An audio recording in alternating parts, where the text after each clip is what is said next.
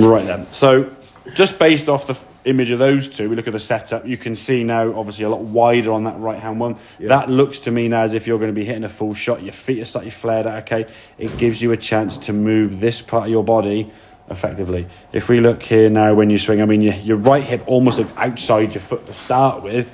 As you go back now, you can see your right hip, your right knee, the foot sliding. There's a lot of instability now lost going back, and this foot now lifting off the ground as much as it does.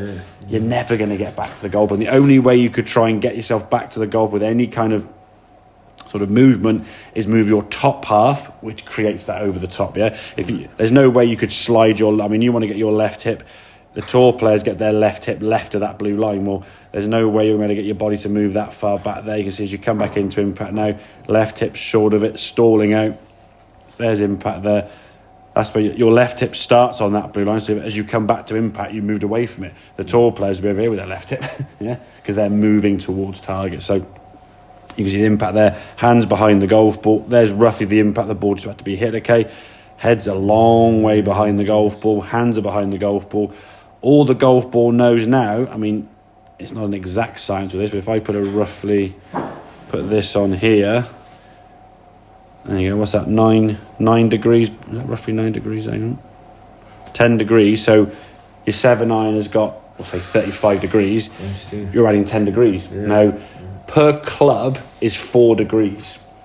So you're adding 2.5 clubs, So suddenly now your 7-iron is being hit. Exactly, pitching wedge and a half. So, which is why sometimes, if you think the club head speed you generate, there's a lot of golfers out there who are hitting pitching wedges about 120 yards, You're in your 7-iron, maybe about 125, 130-ish carry, which is not far off some people's, we'll say pitching wedge and a half / 9-iron. So that 130 caused by that impact. Now, the wider stance here as we go back, you see, look how your right leg now is creating separation, So you're turning back there, okay? That would be ideal, okay, because your foot now is much more stable.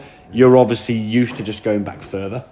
So as you go back here now, the club does go a bit long, but you've still created a bit more separation, and your right foot is certainly better.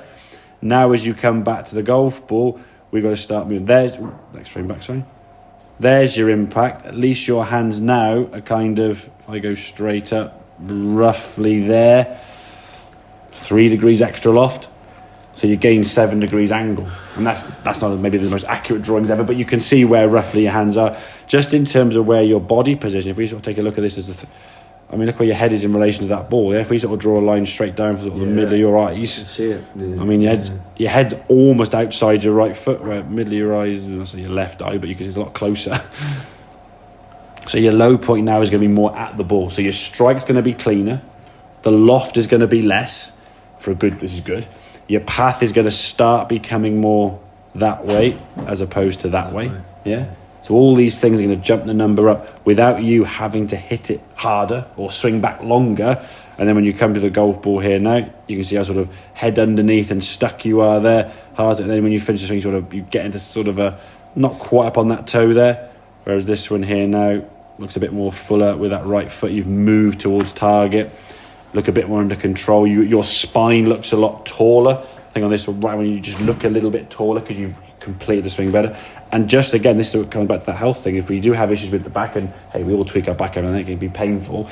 If you're swinging a golf club and your lower back is kind of sliding that way, that's put a lot of pressure on your back. Then as you try and come back to the golf ball here, now everything's trying to move that way at the same time, while this is swinging very fast, which is going to throw you back the other way. If your club swings down fast, your top half kind of gets thrown back. So you're trying to move your hips this way, your foot's not letting you do it, your top. So there's a lot of kind of conflict there within your back, which is going to put your back under more undue stress than you really want. And if you do practice a lot, which you do, and you play a bit, every time you swing a golf club, your back's going to move unnecessary jarring. So wider base, practice up against a wall or piece of furniture or whatever it may be, get the sensation of creating that space there with that right hip. So we get the top of the backswing now, your back is nice and straight in this angle, it's not leaning towards target. And then from there, it's that kind of pebble skin position, side arm throw, but you can move better, A, once you set it better with a wider stance, and B, once you get to there.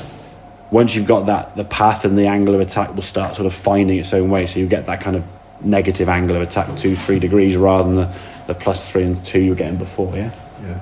That makes sense, then, yeah? Yeah. Cool. Yeah. Have a couple more then, buddy. Take it with that back and see how it goes, okay?